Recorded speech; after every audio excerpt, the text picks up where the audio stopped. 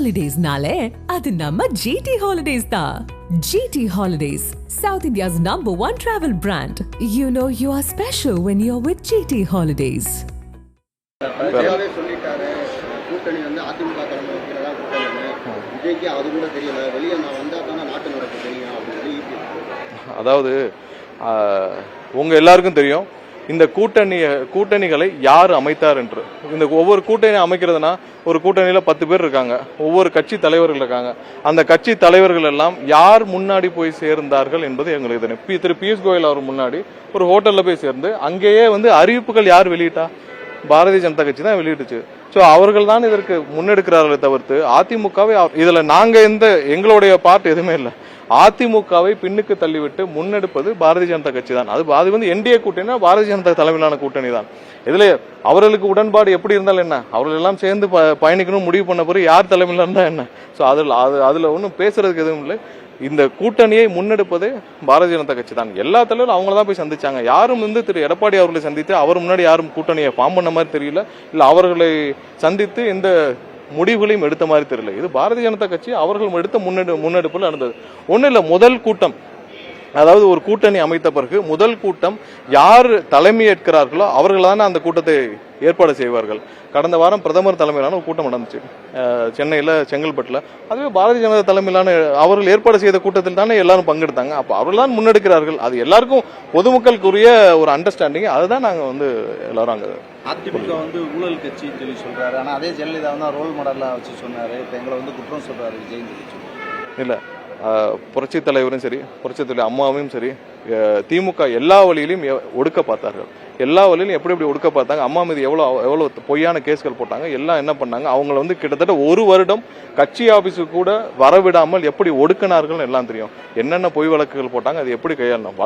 சில வழக்குகள் தவறாக கையாளப்பட்டிருக்கலாம். அம்மாவுடைய வழக்குகள், பல வழக்குகள் தவறாக கையாளப்பட்டிருக்கலாம். ஸோ அங்க வீட்டில் இருந்தவர்கள் பெயர்களை பயன்படுத்தி தவறாக கையாளப்பட்டிருக்கலாம். கண்டிப்பாக அவர் மனசாட்சிக்கு பொதுவாக அவர் அம்மா எந்த தவறும் செய்யவில்லை என்பது எங்க மக்களுடைய கருத்து, எங்களுடைய கருத்து. அதிமுக 2வது கட்ட தேர்தலில் வாக்குறுதி கொடுத்திருக்காங்க. அதுல என்னன்னா 2000 முதியோருக்கு 2000 ஓய்வூதியம், அப்புறம் சிறுபான்மையினர் பெற்ற கூட்டுறவு கடன்லாம் தள்ளுபடி, அப்புறம் ஜல்லிக்கட்டுல உயிரிழந்தவங்களுக்கு 10 லட்சம், அப்புறம் மாற்றுத்திறனாளிகளுக்கான கூட்டுறவு தள்ளுபடி. அதை எப்படி இல்ல, அவங்களுடைய வாக்குறுதிகள் என்ன வேணாலும் அள்ளி வீசிட்டு போகலாம். திமுக கூட தான் போன தடவை 500க்கும் மேற்பட்ட வாக்குறுதிகள் ஒவ்வொரு நாளும் அள்ளி வீசிட்டு போனாங்க. வாக்குறுதிகளை நிறைவேற்ற நம்பிக்கை யார் கொடுக்கறான்னு தான் பார்க்கணும். இவர்கள் எல்லாம் கொடுத்த வாக்குறுதிகள் கடந்த காலத்துல எல்லாம் நிறைவேற்றினாங்களா?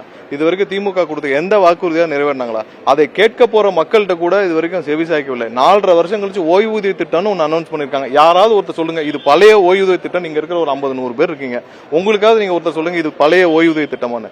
எல்லாம் பொய்யா என்ன வேணாலும் சொல்லலாம். அதை நிறைவேற்றுவார்கள் என்ற நம்பிக்கை மக்களுக்கு இல்லை. இந்த யாருக்கும் எங்களுடைய தலைவர் வெளியிடும், எங்களுடைய தமிழக வெற்றி கழகம் சார்பாக எங்களுடைய தலைவர் வெளியிடும் வாக்குறுதிகள் அனைத்தும் மக்கள் 100% நம்புவார்கள். இது நிறைவேற்றப்பட வேண்டும். இல்ல, விரைவில். ஏன்னா இவர்கள் மாதிரி சும்மா போற போக்குல தெளிச்சுட்டு போக முடியாது. கண்டிப்பாக அதற்கான ஆய்வுகள் எங்களுடைய தலைவர் பல வருடங்களாக செய்து வருகிறார். விரைவில் அதற்கான அறிவிப்புகள் தயாரான குற்றச்சாட்டுக்குள்ளான செங்கோட்டையனை வச்சிருக்காங்க. ஆனா எங்களை சொல்லி சொல்றாங்க. இல்ல, உங்க எல்லாருக்கும் தெரியும் அண்ணன் செங்கோட்டையன் அவர்களை பத்தி. அவர் எத்தனை வருஷம் அரசியலில் பயணித்திருக்காங்க, அவர் மீது என்னென்ன களங்கங்கள் சுமத்தப்பட்டது, எதுவுமே இன்னைக்கு மேல ஒரு குற்றச்சாட்டு கூட இல்லாத ஒரு மனிதர். நீங்க சும்மா இவர்கள் இன்னைக்கு போற போக்குல பேசுறாங்க. அந்த மாதிரியான ஒரு நபர் அண்ணன் செங்கோட்டையன் கிடையாது. எங்களுடைய தலைவருடன் பயணிக்கும் பொழுது எப்படி பயணிக்க வேண்டும் என்று எங்களுடைய தலைவர் போன வாரம் நடந்த கூட்டத்தில் எங்களுடைய தொண்டர்கள் அனைவருக்கும் தெரிவித்தார். அது மாதிரிதான் நாங்கள் எல்லாரும் பயணிப்போமே தவிர்த்து அதுல எந்த மாற்றமும் இருக்காது. 41 உயிர் பலியான குற்ற உணர்ச்சி இல்லாமல் மேடையில் ஆடுறாரு.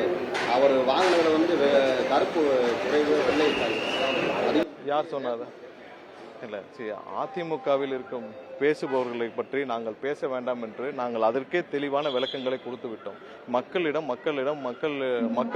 புறக்கணிக்கப்பட்டவர்களை பற்றி நாங்கள் பேசுவதில்லை. ஏன்னா அவர்கள் கொடுக்கும் ஒவ்வொரு விஷயமும் அவர்களே இன்னைக்கு மக்களால் புறக்கணிக்கப்பட்டவர்களை பற்றி நாங்கள் பேச விரும்பவில்லை. அதுக்கு தேர்தலில் மக்கள் தக்க பாரம்பரியம். இது நாங்கள் பல முறை இதுக்கு விளக்கம் கொடுத்துருக்கோம். அண்ணாமலை ஒவ்வொரு நாளும் ஒவ்வொன்று பேசுவாரு. ஒன்னே ஒன்று அவர் சம்பந்தமாக கடைசியா ஒன்னே ஒன்று மட்டும் சொல்லிக்கிறேன். அதாவது ஒரு 1.5 வருஷம் இருக்கும். 1.5 வருஷத்துக்கு முன்னாடி அதாவது தவழ்ந்து காலில் விழுந்து இரட்டை கொலை செய்து தற்கூரி பழனிசாமி அப்படின்னு பேசினார் திரு எடப்பாடி அவர்களை பற்றி. இன்று அவரே போய் அவரை தான் முதல்வராக்க அண்ணன் எடப்பாடி பழனிசாமின்னு சொல்றாரு. ஸோ அவரெல்லாம் தினமும் ஒன்று பேசுகிற ஆட்களை பற்றி நம்ம எதுவும் பெருசாக பேச வேண்டாம். இவ்வளோ பெரிய ஒரு குற்றச்சாட்டு, அதை இரட்டை கொலை செய்து தவழ்ந்து காலில் விழுந்து பதவி வாங்கிய தற்கூரி பழனிசாமின்னு ஒரு மேடையில் லட்சக்கணக்கான மக்கள் முன்னாடி ஒரு யூடியூப்ல எல்லாத்துலையும் இன்னும் இருக்கு. அப்படி பேசிய ஒருவர் ஒரே வருஷத்துல போய் அண்ணன் பழனிசாமியின் கீழ் நான் வந்து அவரை முதல்வராக்க பாடுபடுவேன்னு சொல்றதை பற்றிலாம் நீங்கள் பொது வாழ்வில் இப்படி ஒரு கேவலமான நபர்களை பற்றி நம்ம பேச வேண்டாம் என்பது தாழ்மையான கருத்து. நன்றி. இல்ல விரைவில் இன்னும் விரைவில் அதுக்கான என்ன அனுமதிகள் தான் பெண்டிங், காவல்துறையிடம் கொடுக்கப்பட்டுள்ளது. அனுமதி பெண்டிங். அனுமதி வந்தவுடன் அனௌன்ஸ் பண்ணோம். ஏன்னா அனௌன்ஸ் பண்ணிட்டு நாங்கள் போக வேண்டாம்னு பாக்குறோம். அனுமதி கிடைத்தவுடன் கண்டிப்பாக அனௌன்ஸ் பண்ணுறோம். விரைவில் எதிர்பார்க்கணும். நாங்கள் எல்லாம் அதுக்காக தான் நாங்கெல்லாம் ஒர்க் அவுட் பண்ணிருக்கோம். என்னங்க இல்ல அதெல்லாம் எங்களுக்கு தலைவர் விரைவில் அறிவிப்பார். நன்றி. Holidays-nale, adu namma GT Holidays da. GT Holidays, South India's #1 travel brand. You know you are special when you're with GT Holidays.